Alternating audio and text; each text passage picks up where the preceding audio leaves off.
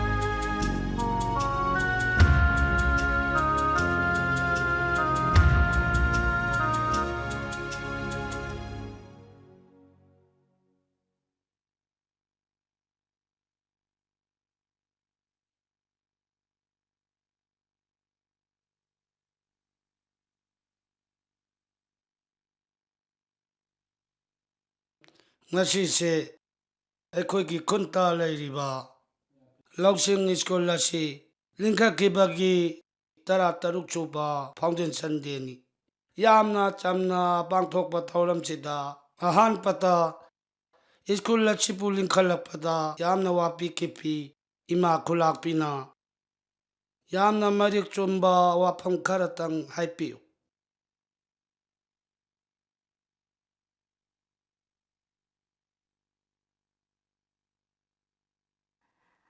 ꯑꯩꯒꯤ ꯈꯨꯟꯒꯤ ꯅꯨꯡꯁꯤꯔꯕ ꯏꯆꯤꯟ ꯏꯅꯥꯎꯁꯤꯡ, ꯑꯩ ꯑꯍꯜꯁꯨ ꯑꯣꯏꯔꯦ, ꯋꯥ ꯁꯥꯡꯅ ꯉꯥꯡꯕꯗ ꯋꯥꯔꯦꯀꯣ꯫ ꯀꯔꯤꯒꯨꯝꯕ ꯈꯔꯗꯤ ꯍꯥꯏꯒꯦ꯫ ꯉꯁꯤ ꯑꯩꯈꯣꯏꯒꯤ ꯁ꯭ꯀꯨꯜ ꯑꯁꯤ ꯂꯩꯔꯝꯗ꯭ꯔꯕꯗꯤ ꯃꯌꯥꯝꯁꯦ ꯃꯃꯤꯡ ꯐꯥꯎꯕ ꯏꯕ ꯍꯩꯔꯝꯃꯣꯏ꯫ ꯑꯗꯨꯅ ꯁ꯭ꯀꯨꯜ ꯑꯁꯦ ꯑꯩꯈꯣꯏꯅ ꯂꯥꯏꯁꯪꯃꯛꯅꯤ ꯈꯟꯒꯗꯕꯅꯤ꯫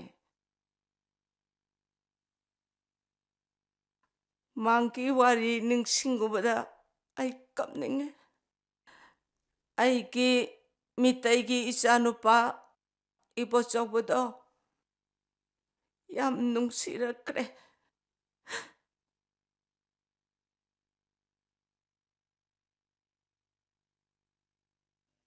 ꯑꯣꯖꯥ ꯏꯕꯣꯆꯧꯕꯗꯤ ꯃꯕꯨꯛꯆꯦꯟ ꯁꯦꯡꯕ ꯃꯤꯅꯦ꯫ ꯃꯥꯒꯤ ꯃꯐꯝꯗ ꯆꯤꯡ ꯇꯝꯒꯤ ꯈꯦꯟꯅꯕ ꯂꯩꯇꯦ꯫ ꯃꯥꯗꯤ ꯑꯩꯈꯣꯏ ꯈꯨꯜꯒꯤꯗꯃꯛ ꯏꯁꯣꯔꯅ ꯄꯤꯕ ꯑꯣꯖꯥꯅꯦ꯫ ꯁ꯭ꯀꯨꯜꯁꯤꯒꯤꯗꯃꯛ ꯃꯥꯅ ꯌꯥꯝꯅ ꯋꯥꯈꯤ꯫ ꯂꯥꯏꯔꯤꯛ ꯇꯝꯕ ꯀꯔꯤ ꯀꯥꯟꯅꯅꯤ ꯍꯥꯏꯗꯅ ꯃꯆꯥ ꯃꯆꯥꯕꯨ ꯁ꯭ꯀꯨꯜꯗ ꯊꯥꯔꯛꯇꯕ, ꯃꯃꯥ ꯃꯄꯥꯁꯤꯡꯗ ꯂꯥꯏꯔꯤꯛ ꯇꯝꯍꯟꯅꯕ ꯍꯥꯏꯈꯤ꯫ ꯏꯃꯣꯠ ꯃꯣꯠꯅ ꯂꯩꯔꯝꯕ ꯑꯉꯥꯡꯁꯤꯡ ꯃꯥꯅ ꯏꯔꯨꯖꯕꯤꯈꯤ꯫ ꯃꯁꯥꯅ ꯁꯦꯟ ꯄꯨꯊꯣꯛꯑꯒ ꯂꯥꯏꯔꯤꯛ ꯂꯩꯈꯤ꯫ ꯑꯣꯖꯥ ꯏꯕꯣꯆꯧꯕꯒꯤ ꯃꯒꯨꯟꯗꯤ ꯑꯩꯅ ꯍꯥꯏꯕꯗ ꯂꯣꯏꯔꯣꯏ꯫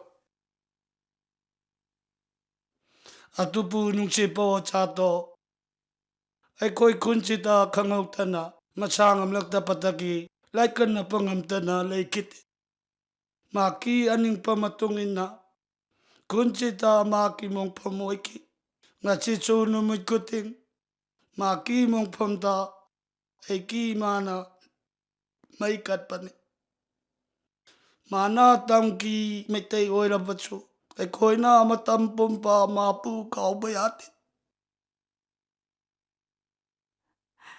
ꯁꯤꯕꯗꯤ ꯑꯩꯈꯣꯏ ꯂꯣꯏꯅ ꯁꯤꯒꯅꯤ꯫ ꯑꯩꯅ ꯁꯤꯈ꯭ꯔꯕꯁꯨ ꯃꯌꯥꯝꯅ ꯃꯥꯕꯨꯗꯤ ꯀꯥꯎꯕꯤꯒꯅꯨ꯫ ꯑꯩꯈꯣꯏꯒꯤ ꯁ꯭ꯀꯨꯜꯒꯤ ꯁꯥꯇ꯭ꯔ ꯁꯥꯇ꯭ꯔꯤꯁꯤꯡꯅ ꯃꯀꯣꯛ ꯊꯣꯡꯂꯛꯄꯗ, ꯑꯩꯈꯣꯏꯒꯤ ꯈꯨꯟꯁꯤꯅ ꯆꯥꯎꯈꯠꯄꯗ ꯂꯥꯏꯔꯝꯂꯦꯟꯗ ꯃꯥꯒꯤ ꯊꯋꯥꯏꯅ ꯄꯦꯟꯒꯅꯤ꯫ ꯑꯩꯈꯣꯏꯒꯤ ꯁ꯭ꯀꯨꯜꯁꯦ ꯆꯥꯎꯈꯠꯂꯛꯄ ꯑꯣꯏꯁꯅꯣ, ꯃꯁꯤꯒꯤꯗꯃꯛ ꯑꯩꯈꯣꯏꯅ ꯏꯁꯣꯔꯗ ꯊꯧꯅꯤꯁꯦ꯫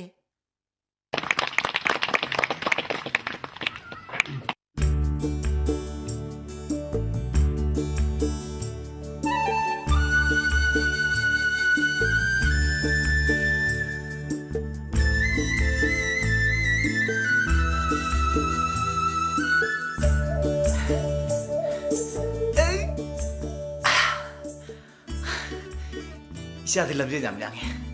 해영디네. 너희 바사 누시 없을 거지. 아이고 용 람젠 따나시. 야브라. 야니 바짜. 난 아데지 까이노 캉브라. 아데시 까이노 바짜. 아시네. 베로드롬. 사이클 타우범 마얌 오라이범. 난 아시기 마능다 사이클 타우닝드로. 타우닝이 바짜. 애기수 사이클 마짬 달래비요 바짜. 레비니 이사기 람젠기 사이클 라이토게.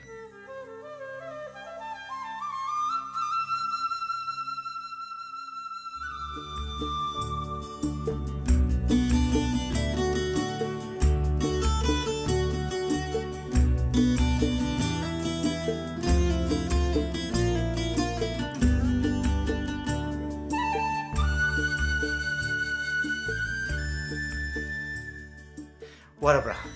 하. 꿈들어. 코놈 싸시고.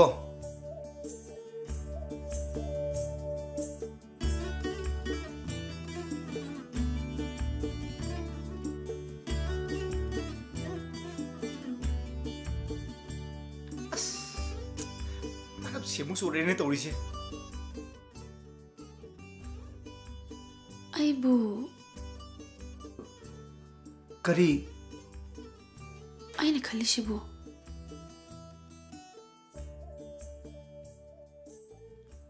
싹 캉부금.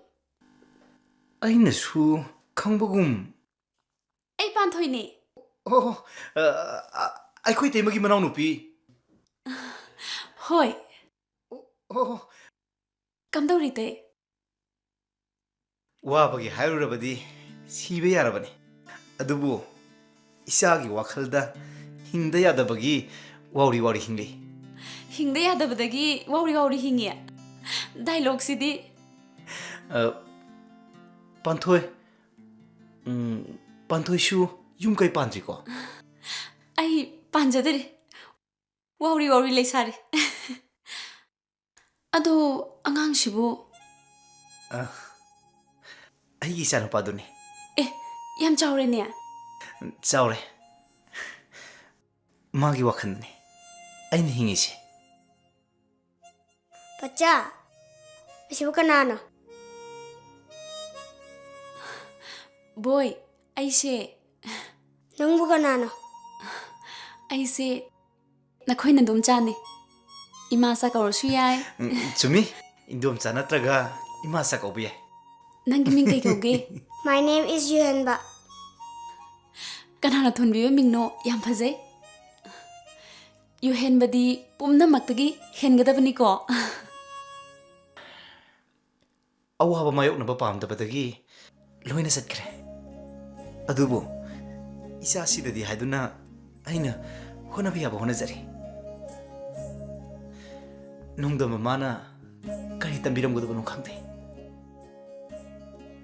Adudi aikhoi mu Oh, law ka khlo. Ya, sauki ko. macha sigi wakalda mana kapchari nokchari. Amang dim. Masishu punsigi mathela. Paachaa. Amang dim mo me. No pan. Akoi ichi ge itege wakal sidi makoi di mi natte.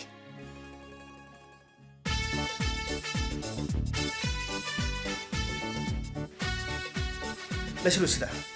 Sida lashilo. Mamang dim. Amang dim. Lashilo sida. Silo. Asila pa ko bese. Asi thaudo. Kanna ne salu ne. Haide. Yam haide.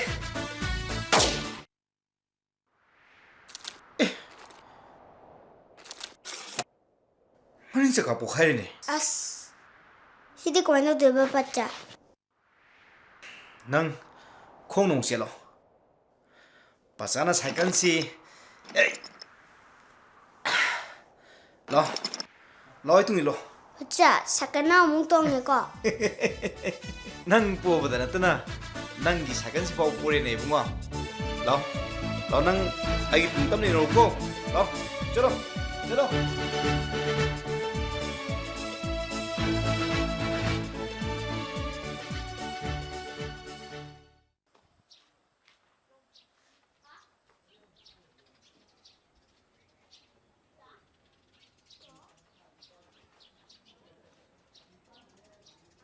Bema, nang karaida. Pabunga, play anawa magi rehearsal chakidawbani. Nang bo. Drama sida de yaw ron ko dawge. Kaigino pabungna theater bo asu hanthana khanbirise. Ai she, theater bo hanthana khanbagi wanati. Nang bo drama se yahon ning dabagi wani. Sinai gi pamjaba lambine. Ai pabungi mingcha thina ba kaishu tawroida. Art pu pamjaba khoi gisu tongan ba sangsaram leijari pabu. Ai nadi nang bo doctor engineer oihen ning bodo. Matam sigi mama ampa singna macha singbu ayambana doctor engineer ohening. Adu pabu sangsar se macho kya na til. Ai chu khali. Art ki mateng dagi shaklon kya logduna Pithibi haiba graha se amuktang thongna ba koi gena. Pare. Nang angang natrabani. Larik laishu matik Chana hairabini. Nang wanda karishu makata na hainingai leitre.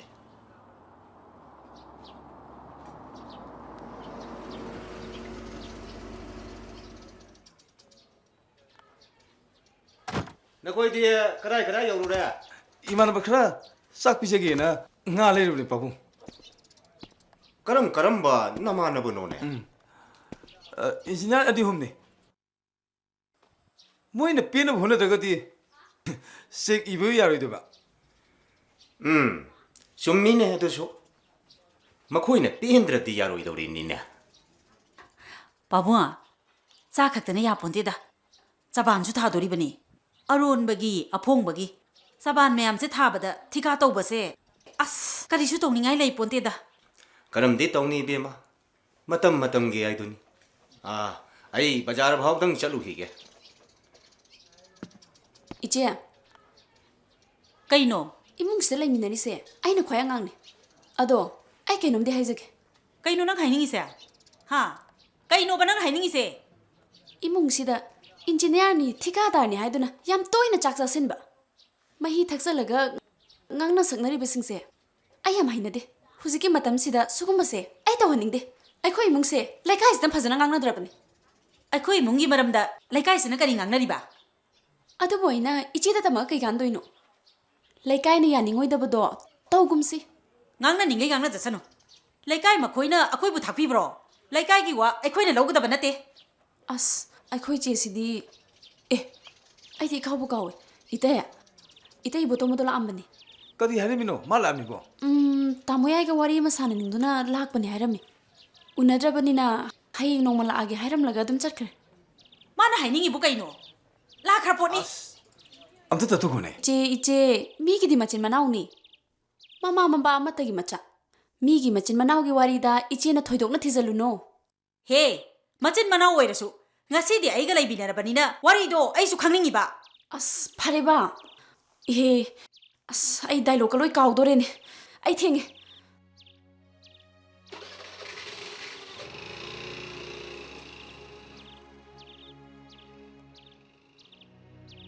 ꯃꯁꯤꯒꯤ ꯑꯉꯥꯡꯁꯤꯁꯨꯅꯦ ꯄꯨꯔꯥ ꯏꯕꯦꯝꯄꯣꯛꯅꯤ ꯑꯉꯥꯡꯅꯤꯗꯤ ꯍꯥꯏꯕꯕꯨ ꯃꯥꯒꯤ ꯋꯥꯍꯩꯗꯨꯗ ꯑꯆꯨꯝꯕꯁꯨ ꯈꯔꯗꯤ ꯌꯥꯎꯔꯤꯅꯦ ꯀꯔꯤꯗꯣꯅ ꯆꯨꯝꯃꯤꯕꯣ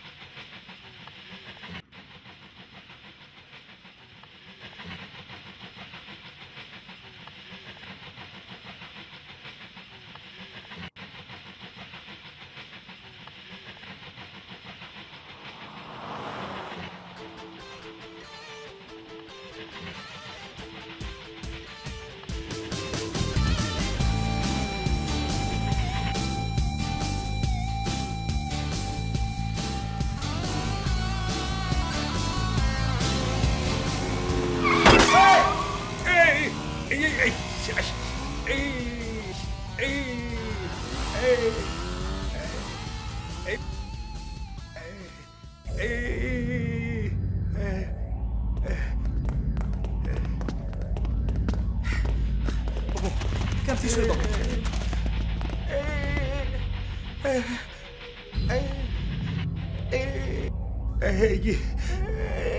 Pabong, kaya tissue Pabong. Ninyon siya. Leng ba yan? Ito mayam, Pabong siya hospital ko puno ba si? Meira, oksunda paro. Mayam kung pa biro. Leng ba yan?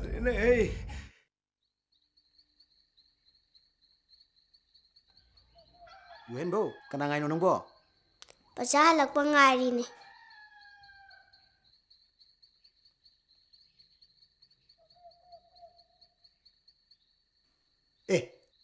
Joemba, nang di sida kedormi ba?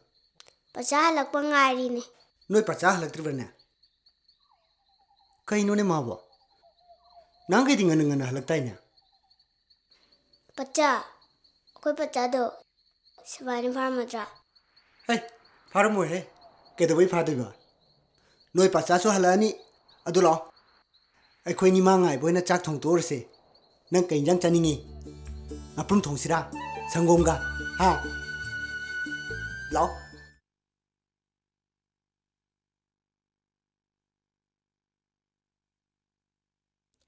Memi, 120/80 iyo. Ahan sige ming na kari kauge. Ay khangge doctor. Chomga karim ta thongna bidabra. Karim thongna jadi doctor. Ay di lamide thabak sudun lejabani. Aina tabak suri badugi manhakta ansi walking chachabani. Gari macha thoba nupa mcham go nupi mcham go na thenge torom badagi anje tusin bani. Oh, gari na thamamaga adum chengrabo. Adum chengre doctor. Arakpa oktum da hapaga aina anje pujarakpani. Aigi ming ibo tomo kausi.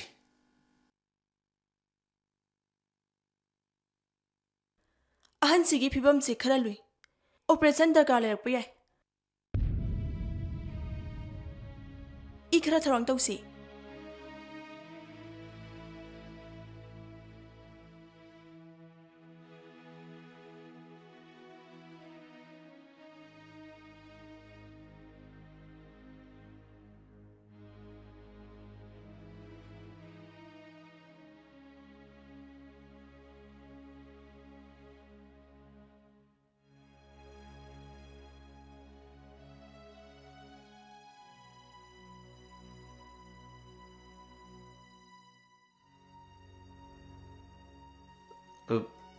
Som pabung sigi Masanupini.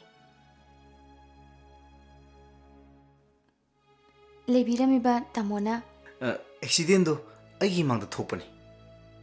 Thak suba mayam tawraga pabung se hospital chibo puburakpan. Tamu lebiramdrabadi. Natayam saramlo. Aishu pausek tabaga laksabani. Nimidang sida ay thanta. Adugi damuktadi karim khanbigano. Nungdang simadi ay silay jarage. Adudi ay ite samda tarugi.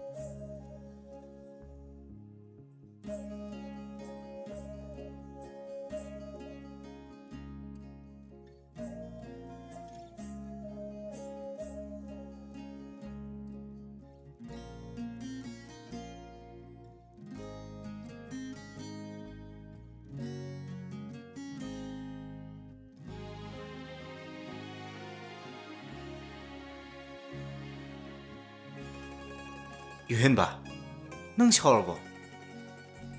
Saudadi. Pasadi ganda nganjolak tana. Pasadinya, ngarang nungdang. Prisna phairo. Phadi. Nangarang kanaga tumi. Pachanu si jauga. Mabung rang la ambro. La Huzina krai sakraba. Pachati rugile ramuara maka chakre. Pacha. How? Kaino. Ibo chabu sagi mama leraga. Egi di male ti chikai gino. Hinpa.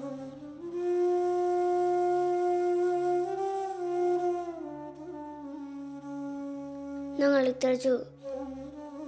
Male ti pokotaba. Pasagi hinpa.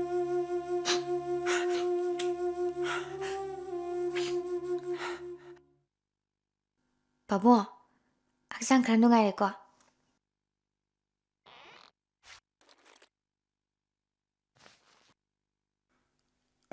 Jalai na.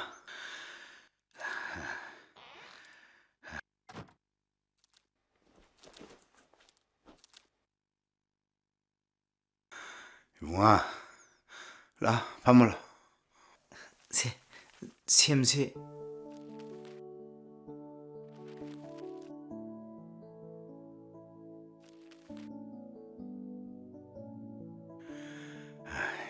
Isanupara. Hoi. Boy, kay chaningi. Asibu kanano. Nene. Nene ko. Boy, ni pabungi ming kay kawi. Paachaa kawi.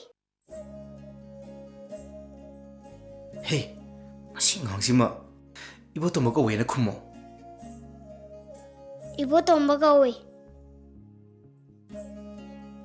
ꯑꯩꯉꯣꯟꯗꯗꯤ ꯄꯥꯁꯥ ꯀꯧꯕ.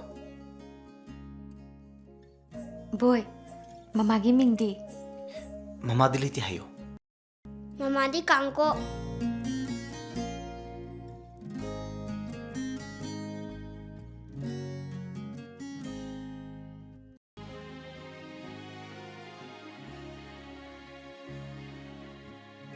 Boy, nui mungi mi kya lay.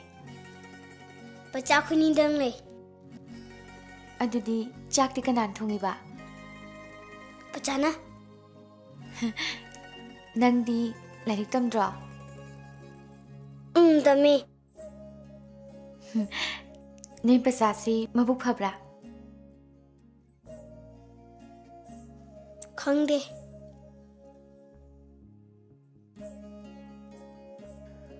Iwa, nang ipagi thamakti yam wabire. ꯀꯔꯤꯒꯤ ꯋꯥꯔꯧꯗꯒꯦ ꯄꯥꯕꯨꯡ? Shagi, laman shibu aibo. ꯄꯥꯕꯨꯡ, ꯑꯗꯨꯃꯥꯏꯅ ꯈꯟꯕꯤꯕ ꯍꯧꯅꯗꯦꯗ. Boy, nangi mingna kari kauba. My name is Yuhanba. Atay di laibu lairi. Yuhan besibu yam nungsirine. Khang mangamdre. Malim lai mai ha khang mangamdre.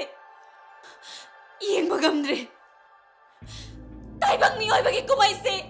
Ai yeng mangamdre.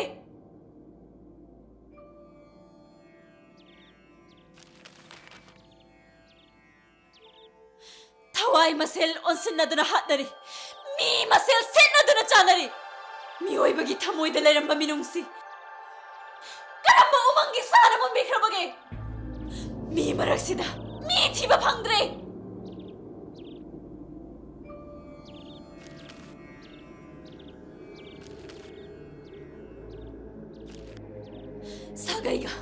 Sagaiga onsin na duna hatnaba. Mayambaga banago onsin na duna hatnaba. Ay yeng mangamdre. Misa chaba. Minu namba. Ay di pili. Nakoy loina chakro. Ay ware. Ay ware. Ay ware.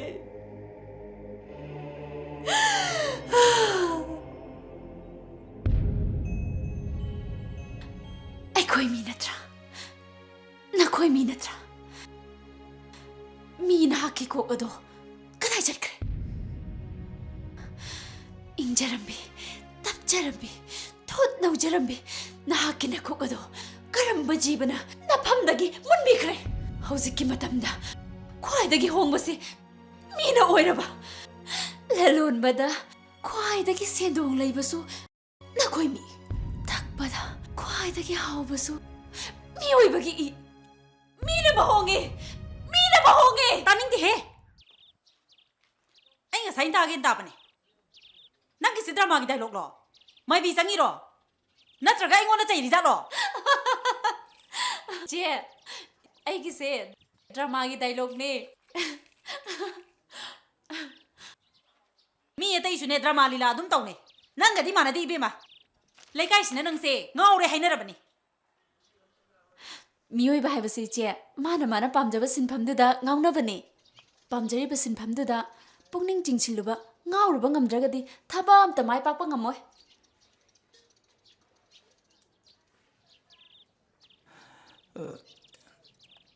Engineer atana ngaramani I think re. Hanjalakpa kaunaroi siko. Masi nangsima. Nahanchu thongal kauthokidana maikha lekai gi khongnang khongda hairaga sat leirami dudi. Iche ada changai sibo itei boto manatro. Huine manine. Masina karamba da sagi paw pula izano. Iche Mi ta Tani kini ka ichi. tasun he. Angan ang nakangpote. Moyo songi mi lako bo. Nong ta phanungai pau. Puraga nong ta lakpro. Ipat e patharadana. Ê, tụi ba. Nó kì đẻ. Sao sao? Ite, somda phamse. Tamoyaiga wari khara sarningdana laksebani. Ite, ai sangom semake. Ngaktang phambiu ko.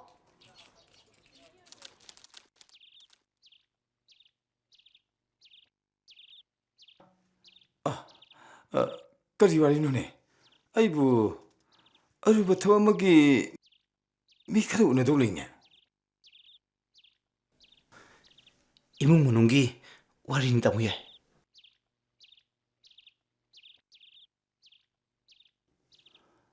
Akoi mung ka dorogene. Tamoyai. Aikhoi imung do. Aikhoi imung ohensi. Kaino nang angsa.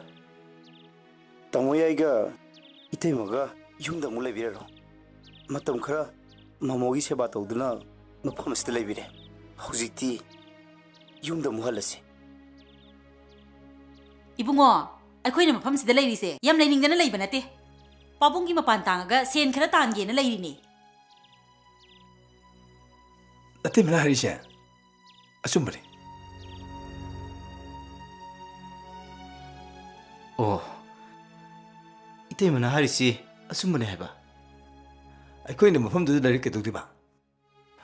Yum sida lariga pabungi mapandagi. Engineer officer asoksan sing kya loinarga. Sil khara talok de kaino. Tamoyai. Aikhoi lekai de leiba mising du su sen ladum tanai. Adum hingnaina. Kutung sabase sidana khara hele haibo ani. Koi no nang idubo. Ite, sangom thakse. Yare. Ibungo, kudong sabase sida na yam heli. Noy adai du dadi ako'y gi senthok lambi yam laite. Yum du leirami base. Tamoyai ga aiga. Angang duga aikhoi humtane. Ngasidi tamoyai. Itay mag yum sida leire. Yum duda apik panghang duga aigata. Tamoyai. Munam ta khandabiuda. Laikhidraba tamogai itay madugana aikhoi gi damakta yam wajakhibanida. Laygidraba isi dugi mabung upayam lay hetay niya. Itayma. Isin no aikhoi pawbada punsinaba ngamdringaisida mi maudugi sagana te muk thirugidrane. Oi. Ayeng lake. Ayeng lake ko. Kaino sanaga do. Yumdini tin sanasi. Hogikse. Ai kugam sai ko. Ai de sidai se. Yam ling nati. Angang na ne. Yam akhang hei sakno.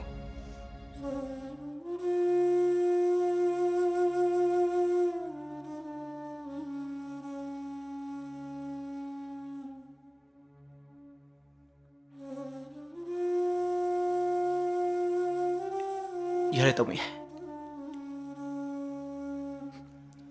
Ay siya lagi.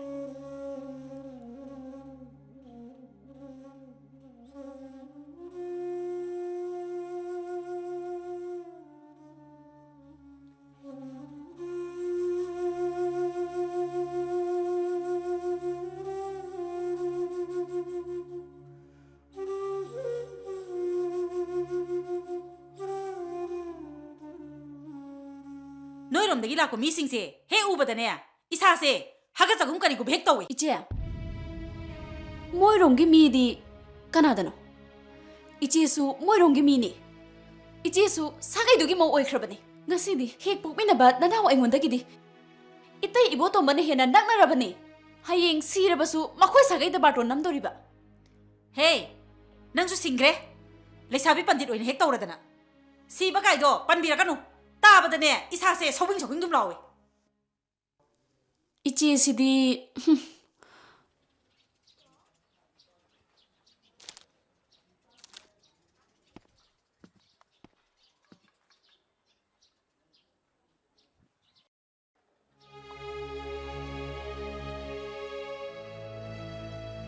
Itay botomba lapada nupane. Achang ba mine?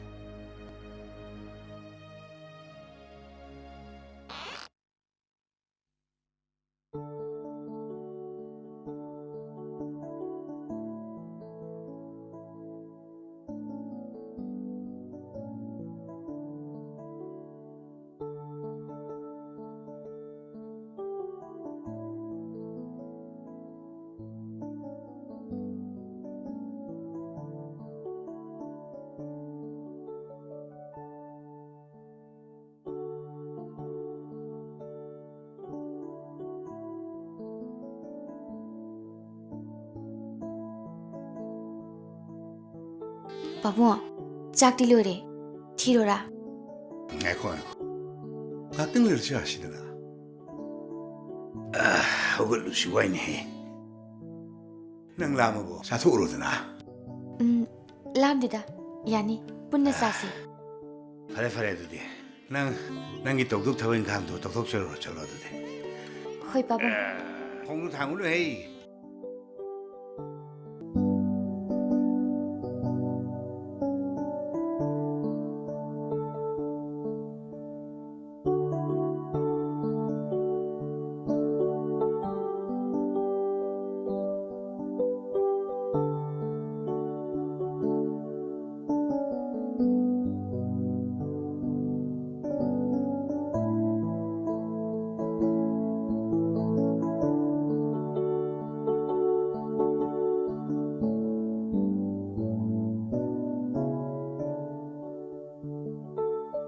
Sim khupayam haina. Hay bena tida. Pabung bijaring to.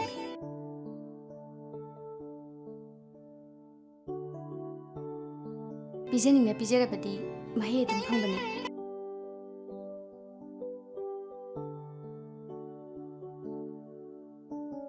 Aidi tabak suraga hingjabani. Hauziki matam sida aikhoina hingi base. Hingdaba yadabagi hingi bai badani. Ahing nungtin punamakta pabungin hak leiduna seba taujaningi. Adubo aigi apik paisa do. Ai leitradi Pakhang natrane. Mani pakhang ni. Adubo isa nungsibagi thaurina khong khutse chen putsin kibana mikup amta suning tamna khong thamagam jate Pakhangi macha.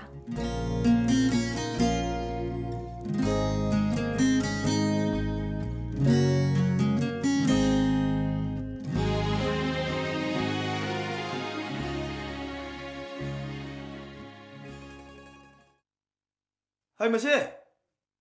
Hai mase. Aying mata semongnya. Hoin dangdi. Ijina kuyu di chalaga. Ngayak nungai duk sudai. Itay, ako'y tayo naghaliwakan sa bukay no? Hoin dangsi kahiyang chasi na kalabinin he. Ako'y tayo ka ichiriwakan sa ayam yaning di ko. Ako'y na kadaro ba? Ako'y na kagdarogi. Miyoy bagi wakal chindaba mising sa. Ay di am yaning di. Karino ni? Pantoy na nangangali diba? Turel gi ising di hanggat na chindi hay ni. Adubo, ako'y tayo punsi sil si di minung siyaw draba hanggat na chen kraba turel gi ichil ni. Karino nangangali diba? Drama agi bablo. Machil manaw, mampa macha nung si bakang daw mina ato pa kanab nung si doy no. Taza di, oy shoy to oy. Hey, kayo nang ngangi do? Kanado no minang ngangi do? Itay gi ichi gada. Ako'y na kayo ba? Ha? Ako'y na kayo ba? Ichi sagay dogi mauni. Yung gi mauna, imong dogi awa ana. Kudong tiba kaya mo mayong na ningda badagi. Magi no pada, hugi ay tazalega.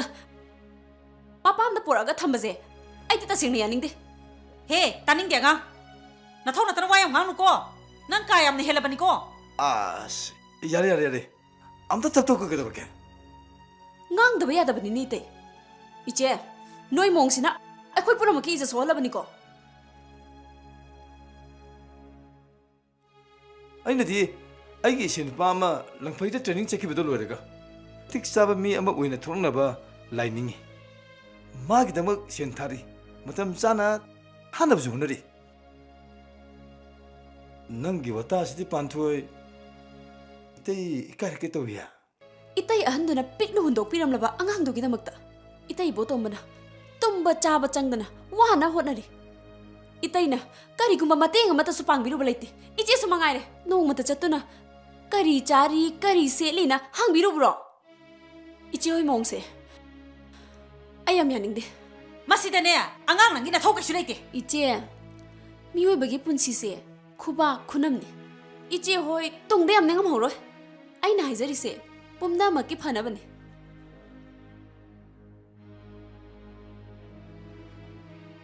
ꯑꯩꯒꯤ ꯄꯨꯟꯁꯤꯁꯦ ꯐꯖꯐꯝ ꯏꯔꯩ ꯂꯩꯇꯦ ꯇꯟꯕꯝ ꯌꯥꯎꯁꯤꯜꯂꯛꯑꯦ ꯍꯦꯔꯥ ꯑꯉꯥꯡꯁꯤꯒꯤ ꯋꯥꯕꯨ ꯑꯩꯈꯣꯏꯅ ꯂꯩꯔꯤꯁꯦ ꯏꯄꯥꯒꯤ ꯌꯨꯝ ꯏꯄꯥꯝꯅꯦ ꯅꯤꯡꯉꯣꯜ ꯑꯃꯒꯤ ꯐꯪꯐꯝ ꯊꯣꯛꯄ ꯔꯥꯏꯠꯇꯣ ꯈꯨꯠꯇ ꯄꯥꯏꯔꯒ ꯂꯩꯔꯤꯕꯅꯤ ꯁꯤꯗꯅꯦ ꯀꯔꯤꯝꯇ ꯈꯟꯅꯤꯡꯉꯥꯏ ꯂꯩꯇꯦ ꯏꯍꯦ ꯑꯩꯈꯣꯏ ꯅꯤꯔꯄꯦꯅꯅꯦ ꯃꯈꯣꯏ ꯏꯕꯥ ꯏꯕꯨꯡꯉꯣꯒꯤ ꯃꯤꯡꯗ ꯆꯤꯊꯤ ꯑꯃ ꯊꯥꯔꯛꯄꯅꯦ ꯅꯤꯔꯄꯦꯅ ꯆꯤꯊꯤ ꯊꯥꯔꯛꯑꯦꯕ ꯍꯣꯏ ꯃꯣꯏ ꯃꯕꯥꯏꯁꯦ ꯅꯨꯡꯁꯤꯈ꯭ꯔꯕꯣꯏꯗ ꯑꯩꯈꯣꯏꯒꯤ ꯃꯤꯡꯗꯒꯗꯤ ꯊꯥꯔꯛꯄꯣꯟꯇꯦ ꯑꯉꯥꯡꯗꯨꯕꯨ ꯁꯦꯟꯒ ꯋꯥꯠꯂ ꯆꯠꯂꯅꯦ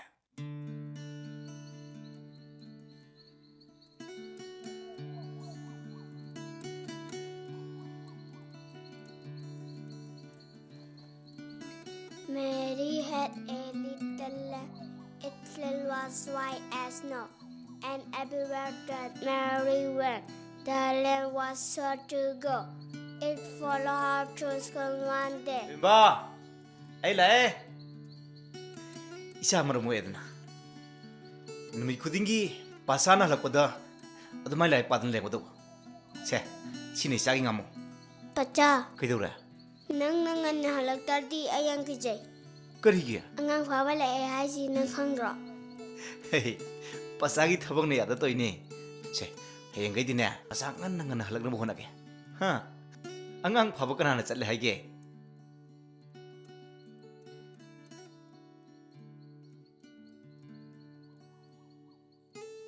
Jemba. Paachaa. Paachaa lae. Nang na Paachaa kaubasi wato nungsigre. Adoy tao. Aina puroi estimate siyo. Karamba thabak estimate no. Marriage work की estimate ni. Life work ni. So ya pote munne yo. Kari satin ahanba ma. Ho, satin do. Aina pai ka ba. E. Mingchel achouba ma. Aduna chauthona pai ka ba. Saisel fajaba ahanba ma. Aduna angau chowna pai ka ba. Ngai ko chai sendu kari ginu khangbra. Khangdebo. Khangoi nang di pakhang pumhai ni. Pakhang pumhai. Satindu khalani. Nana phajom puri machu tabadu selani. Lem na chakkani koye jet kani. Chai sendu da lai tharoi thongmudu pik thana hap kani. Nang na uiningak tanaba. Mirak narak yengaga tharoi du chupkani. Tharoi chupadu udana ba. Aina satin kanni. Bor senaba nupaduna tharoi chupaki chimando. Sat tai thokani. Nachindu chau thokpra na. Ning senda yengangani. Adagidi dong dong dong dong dong. Dong dong dong dong dong. Trakate trakate trakate trakate trakate trakate. Nangjidi madui thabak to aina hainero hairmukta. Nangna swam ki galis kari ginu. Taibang panse ani ki taibang ni. Khangba. Khalune. Asuk nong sigra bisa sibo. Mama na kay tien digi lerak pangamo ki mahok khangalaro hairo. Thoibagidi niwakaningi mama na kay thenagi ngamo lebri ga. Nangisu pasan lai birai sidi. Thoiba na hari ba. Mapa na nakpadagidi. Mama na nakpana hawbe hali hai. Nang asigumo wari si tarka kem koina khangi ga hairno. Ai chagi mamang do wayam nganung ko. Nang mi wai de dai taw. Na koi lerang sibo nupi na chak thongba ya da lerang lo. Kem koina lerang labo ohen gi ga hairno. Nang wakhan khalu nei taw. Aibu Kanana wakan khandi haragi. Nang na khali wakan sibu karino. Kana du yemba. Nang hayeng dei dia khoda leradam. Nang pasaga le minerdi nang mi oiro. Na tini tam. Nang na swam ki geli sikarigin. Nang nakuna lamba phangdaba nang ganda haga jarakpada. Karigumma na chasina yumda leitaba matamda. Nang kanan holpi dauri. Madubudi chumida. Khutna lamaga khotpa ngamdaba nanganda gajabse. Aidi amwai. Aidi samjen lamaga hekta hole. Aidi samjena lamaga khole. Kholo kholo. Kho ko. Samjena lamaga kho. Ai haira chale. Wa ngana yadamina chale. Chale. Masideva. Nangbu school ki homework lore banatro. Lore Paachaa. Yare. Paachaa sak thongdurage. Nang cycle ngatang thau. Haksang sajal ngatang tok jiko.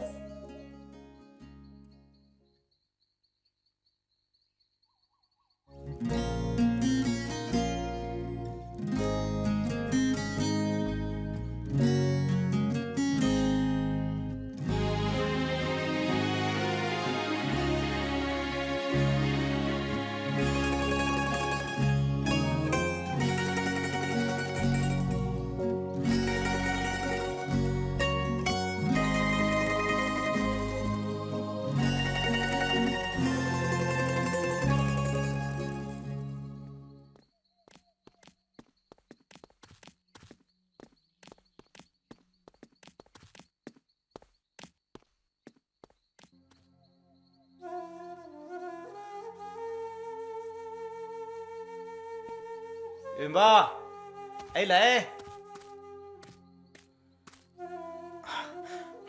Kem kure suti thaba.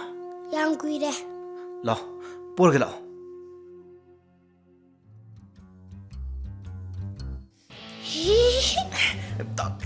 Tao ko no mi ba.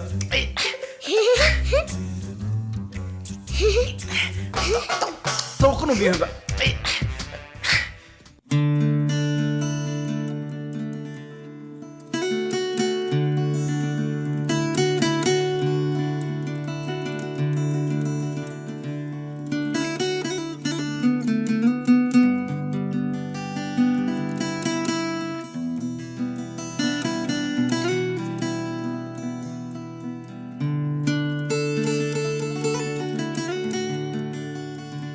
Sina masagi.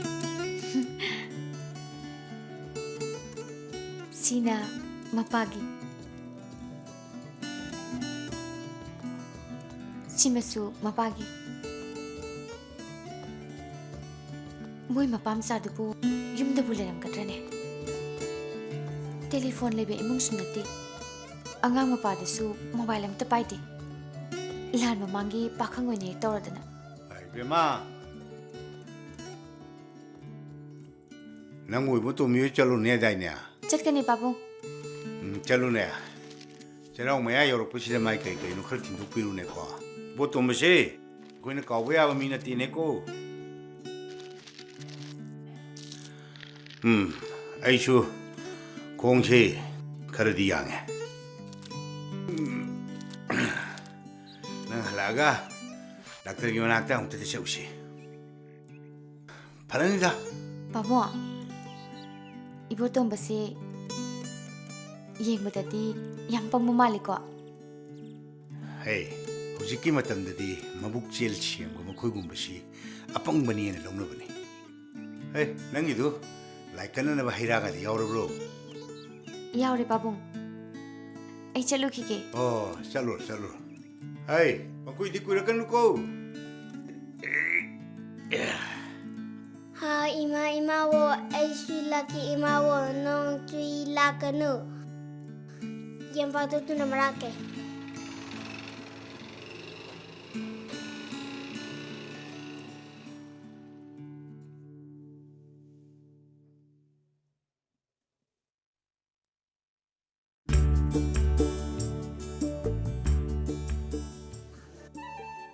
Nang nahan gini ni tu ni ko. Mane. En hangini ne tu ni. Ne Paachaa letra. Paachaa di ke thianda. Jauh ki pacale pacaki. Se. Sieng si se. Nene. Khawdi ay chuki kino. ꯅꯦ ꯄꯆꯥꯒꯤ ꯐꯨꯔꯤꯠ ꯅꯪꯒꯤ ꯐꯨꯔꯤꯠ ꯑꯗꯨꯒ ꯆꯩꯔꯥꯎꯕꯒꯤ ꯍꯩꯔꯥ ꯀꯩ ꯀꯩꯅꯣ ꯄꯨꯕꯤꯔꯛꯏꯁꯤꯕꯣ ꯄꯥꯕꯨꯡꯅ ꯆꯩꯔꯥꯎꯕꯒꯤ ꯄꯣꯠ ꯆꯩ ꯊꯤꯜꯂꯨꯆꯣꯅ ꯁꯨꯛ ꯌꯥꯝꯅ Pacha. Nene se. Ako dalhela se. ꯍꯩ ꯃꯁꯤ ꯉꯥꯡꯁꯤꯗꯤ ꯃꯤ ꯌꯥꯁꯨ ꯌꯥꯕꯤꯔꯛꯑꯣꯏꯗꯧꯗ ꯌꯥꯔꯛꯑꯣꯏꯗꯤ ꯀꯅꯥꯅ ꯍꯥꯏꯔꯤꯕ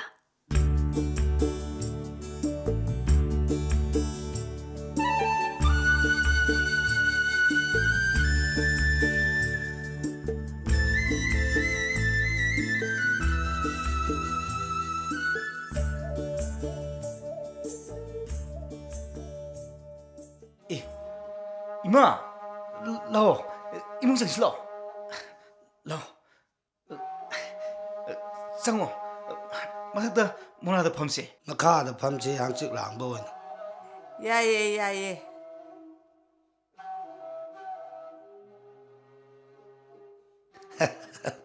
ꯏꯃꯥꯅ ꯑꯁꯤꯗ ꯆꯠꯁꯤ ꯑꯗꯨꯝ ꯍꯥꯏꯕ ꯆꯠꯀꯦ ꯈꯟꯄꯗꯤ ꯀꯨꯏꯔꯕ ꯑꯗꯨꯕꯨ ꯉꯝꯇꯕ ꯏꯃꯥ ꯌꯥꯝ ꯁꯣꯜꯂꯦꯅꯦꯍꯦ ꯑꯇꯣꯝꯄ ꯏꯆꯥ ꯅꯨꯄꯥ ꯑꯍꯥꯎꯒꯤ ꯃꯇꯦꯡꯅ ꯌꯧꯔꯛꯄ ꯉꯝꯕꯅꯤꯀꯣ ꯍꯟꯇꯛ ꯂꯥꯛꯄꯁꯤꯅ ꯅꯪꯒꯤ ꯌꯨꯝꯗ ꯂꯥꯛꯄꯒꯤ ꯑꯔꯣꯏꯕ ꯑꯣꯏꯕ ꯌꯥꯏꯀꯣ 이마! 어둠아 해비기노 이마 이현바 넌 보고 까올봐 세 보고 그럼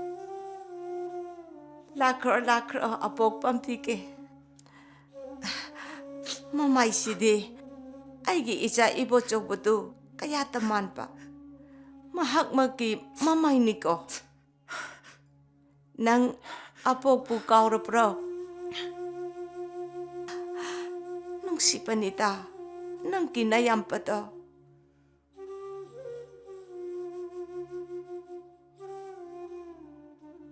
ꯂꯥꯎ ꯑꯄꯥ ꯐꯝꯒ ꯂꯥꯎ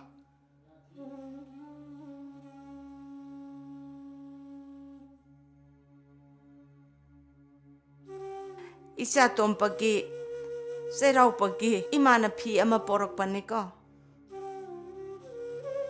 ꯁꯦ ꯂꯧꯁꯤꯜꯂꯣ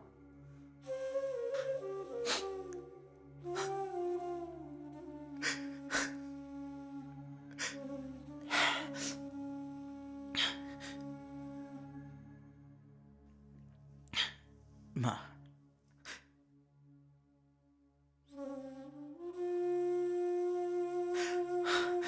이마 ngasi디 ꯑꯩꯈꯣꯏꯗ ꯂꯩꯈ꯭ꯔꯗꯧꯅꯤ ꯆꯩꯔꯥꯎꯕꯒꯤ ꯆꯥꯛ ꯏꯁꯤꯡ ꯆꯥꯃꯤꯟꯅꯔꯒ ꯒ꯭ꯌꯥꯟ ꯇꯥꯅ ꯍꯟꯕꯤꯔꯣ ꯏꯃꯥ ꯆꯩꯔꯥꯎꯕꯒꯤ ꯆꯥꯛ ꯆꯥꯔꯒꯦꯗꯅ ꯂꯥꯛꯏꯕꯅꯤꯅꯦ ꯂꯥ ꯏꯃꯨꯡ ꯆꯪꯁꯦ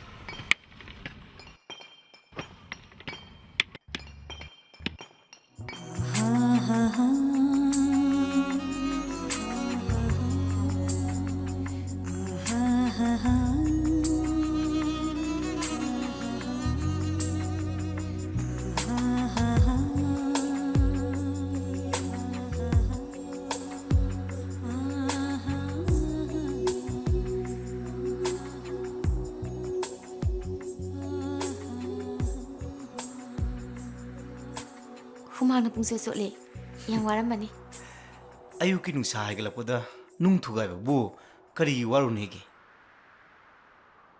ꯅꯪꯅ ꯁꯨꯃꯥꯏꯅ ꯁꯨꯕꯁꯤ ꯎꯔꯒ ꯑꯩꯗꯤ ꯌꯥꯝ ꯅꯨꯡꯉꯥꯏꯇꯦ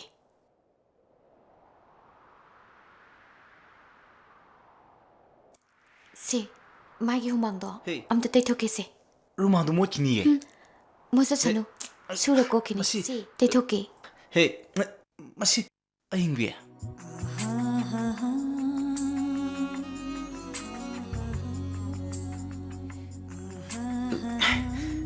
세, 파무세.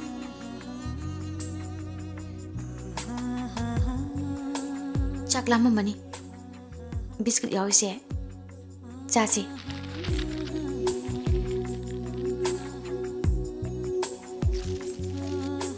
ꯁꯤ ꯆꯥꯎꯁꯤ ꯑꯩ ꯏꯜꯂꯛꯀꯦ 야레세. 아이 뭐 너무도 이게세.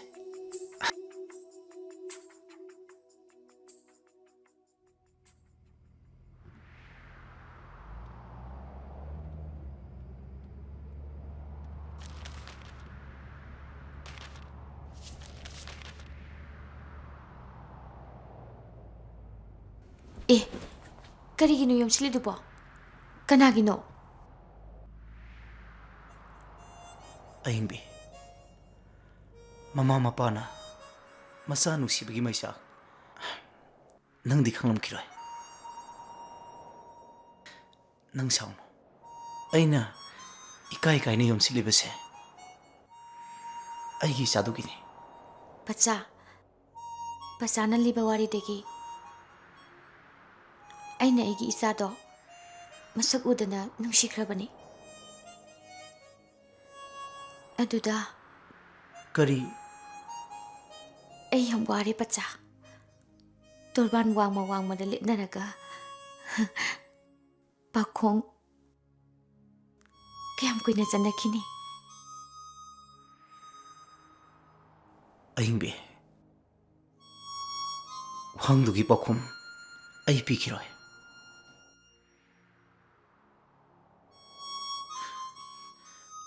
아이기 이사보 미모 오이나바 시엠바. 아이기 이사보 마틱사바 사이클리스트 모 오이리 파바. 아이 또 보아크람도 칸키로이. ꯄꯆꯥ ꯂꯩꯁꯥꯕꯤ ꯄꯥꯈꯪ ꯑꯃ ꯑꯣꯏꯕꯒꯤ ꯆꯍꯤꯁꯦ ꯀꯌꯥꯅꯣ ꯌꯨꯝ ꯍꯦꯛ ꯄꯥꯟꯗ꯭ꯔꯤ ꯐꯥꯎꯕ ꯂꯩꯁꯥꯕꯤ ꯑꯣꯏꯔꯦ ꯄꯥꯈꯪ ꯑꯣꯏꯔꯦ ꯑꯗꯨꯗꯤ ꯏꯌꯥ ꯌꯥꯎꯗ꯭ꯔꯕ ꯏꯅꯥ ꯄꯪꯂꯕ ꯈ꯭ꯋꯥꯡ ꯀꯣꯜꯂ ꯃꯇꯝꯗ ꯀꯨꯟꯗꯣ ꯄꯔꯦꯡ ꯍꯨꯛꯅ ꯇꯥꯝꯅꯤꯅꯦ ꯈ꯭ꯋꯥꯡꯗꯤ ꯀꯣꯜꯂꯦ ꯑꯗꯨꯕꯨ ꯂꯥꯝꯃꯒ ꯀꯨꯟꯗꯣ ꯍꯨꯛ ꯇꯥꯔꯦ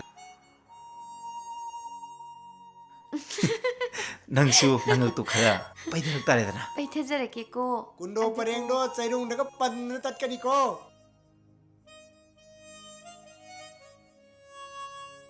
नुपा थोइबो नुपागी मसिंगा पालो बिहारदगी लाकपो बिहारी सिंगना मणिपुरदा थोलागा चुजाक लौरगा मयुमदा लेबा मतु मचा सिंगदा सेन थाई कंगलापाट की सिंग योलगा हिंगी नंग नुपाने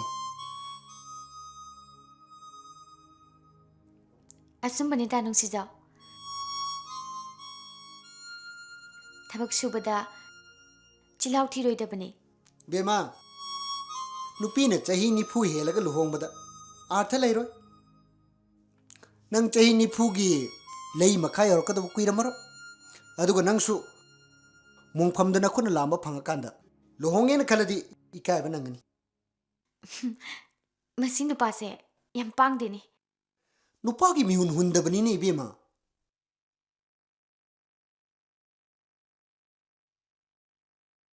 아이디 성사와이지니 아이디 성사와이지니 아이디 성사와이지니 ꯍꯌꯦꯡ ꯁꯥꯔꯒꯦꯃꯦ ꯉꯁꯤꯒꯤꯗꯤ ꯇꯨꯝꯃꯁꯤ ꯍꯥꯏꯕ ꯍꯛꯆꯥꯡꯁꯦ ꯅꯣꯡꯊꯤ ꯅꯣꯡꯃꯁꯤꯗ ꯀꯩꯅꯣ ꯄꯨꯡꯇꯦꯛ ꯇꯦꯛꯑꯦꯕ 사무사오 사무사오 달리게수 사무사오 사무사오 오호호 사라기세 사라기세 까클로 나한테 까클로 없고 오호호 사라기 사라기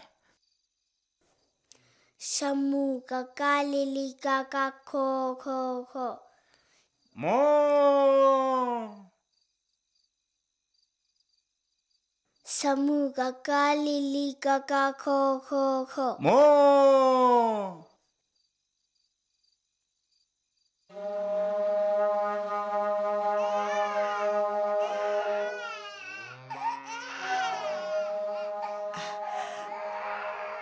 Kapkano ꯅꯪꯅ ꯀꯞꯄ ꯇꯥꯔꯒ ꯑꯄꯣꯛꯀꯤ ꯊꯃꯣꯏꯁꯤ ꯄꯨꯕ ꯉꯝꯗꯦ ꯀꯞꯀꯅꯣ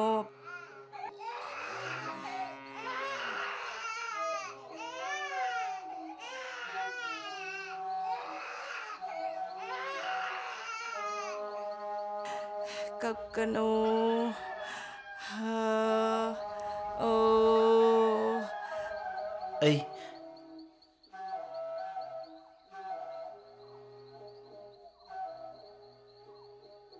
nang kanara ꯑꯩ ꯏꯕꯣꯆꯧꯕꯒꯤ ꯃꯅꯥꯎꯄꯥꯅꯤ ꯏꯃꯥ ꯑꯗꯨꯗꯤ ꯅꯪ 이보tompa ꯃꯥꯅꯤ ꯏꯃꯥ ꯑꯩ ꯀꯥ ꯆꯤꯡꯈꯣꯡꯗ ꯊꯦꯡꯅꯗꯅ ꯀꯥꯃꯤꯟꯅꯔꯛꯄꯅꯦ ꯑꯃ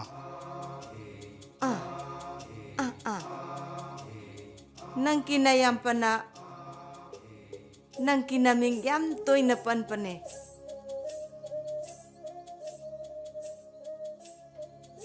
yengo mai thongse kanaki mamai manpra ꯇꯥꯃꯣꯒꯤ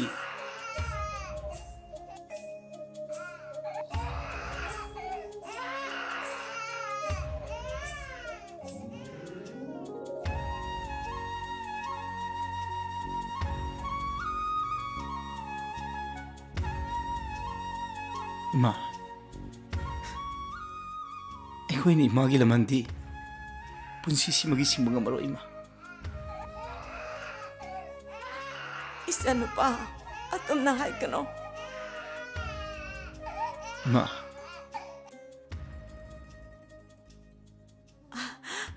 ado isana lakpa bukirikira ꯑꯩ ꯑꯉꯥꯡꯁꯤ ꯑꯃꯨꯛ adudi haikano isanupa nayampagi masak yengpakom isuse aina yengtuna laibane ꯑꯩ ꯏꯃꯥꯕꯨ ꯈꯨꯔꯨꯝꯖꯔꯤ ꯏꯆꯥꯁꯤꯗꯗꯤ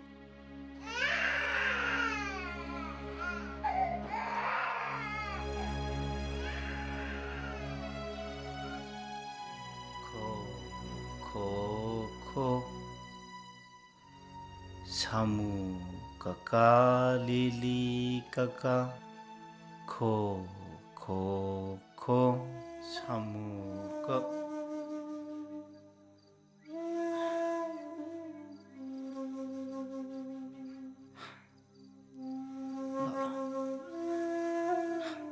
동심아 이제 아소모겠고